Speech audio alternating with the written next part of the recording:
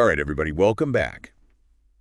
We are diving into some fascinating stuff today um, in the fast-growing world of quick commerce in India. Yeah. And specifically, we're going to be looking at this big move that Reliance Industries is making into the quick commerce market. Yeah, I think it's fascinating. So Oh, yeah, I was just going to lay out some of the really eye-popping numbers that I saw. okay. Um, this is a market that is Right. expected to hit like $6 billion Wow. by 2024. Okay. Which is just crazy considering in 2020 it was only at like $100 million. Wow, that's incredible growth, right? Yeah. Yeah. So it's clear that this is something that people are, really latching onto and using and I think it's only going to grow. Yeah, and I mean we're seeing, kind of established players already in this market like Zomato's, Blinkit, Swiggy, Instamart, Zepto. Right. So, it's a competitive market for Right, sure. absolutely. And so that's why I think it's so interesting that Reliance is making this move. Yeah. And they're really trying to shake things up. Yeah. So our mission today is to kind of unpack their strategy and, Yeah. and try and look at, what potential advantages they might have, but also some of the challenges that they're facing as they enter this quick commerce war. Yeah, absolutely. And what's really kind of interesting to me from the outset is they're not starting from scratch. Right. I mean, they have this massive network of supermarkets across India, over 3,000 of them. Yeah. And their idea is basically to leverage that existing infrastructure. That's right. And you can kind of imagine like dedicated kiosks inside these supermarkets, Okay. turning them into these like hyperlocal fulfillment centers. Oh, they're almost like turning their supermarkets into these, miniature warehouses. Exactly. Yeah, mini warehouses. Oh. And they're promising really fast deliveries, 10 to 30 minutes. Right. I mean, that's incredibly ambitious. Yeah, it is. Like, I imagine that, just thinking about it from a logistical standpoint, like you've got regular customers in the store. Right. And then you've got all these people placing these quick commerce orders. Exactly. How do you even manage that? Right. I think you're right. That's going to be a huge challenge for them. Yeah.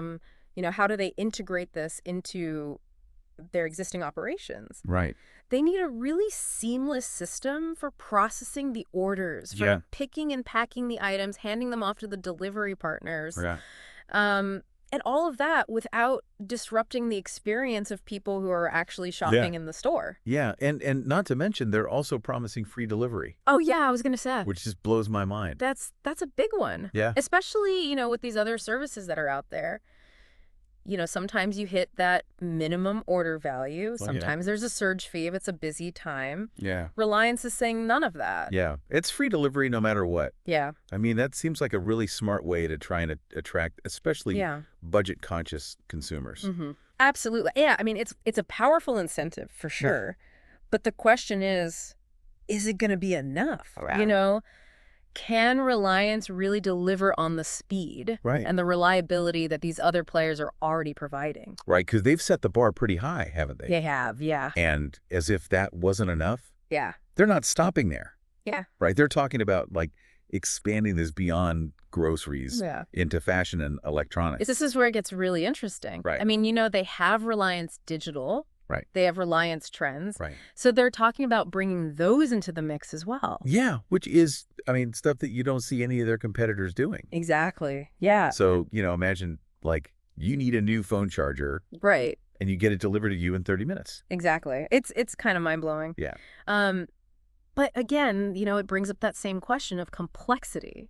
Right. Can they manage all of this without compromising the speed and the quality of their service? Right, because that's ultimately what's going to matter most. Exactly. So essentially, they're taking their existing infrastructure, right. They're adding free delivery, and then this diversification strategy. Yeah. And kind of betting that this is going to be the winning combination. It's a gamble, for sure. But it's a calculated one. Yeah, I think it is. I mean, Yeah. I think they've definitely thought this through. Sure.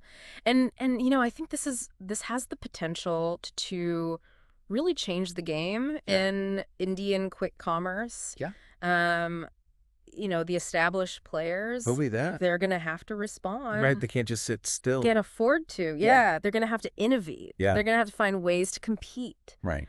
It'll be really interesting to see how it all plays out. It will. Yeah. Yeah, it's going to be a fascinating next few years, I think, watching this market. So for all of you listening out there, Yeah. What do you think? How is this going to change the dynamics of quick commerce in India? Yeah.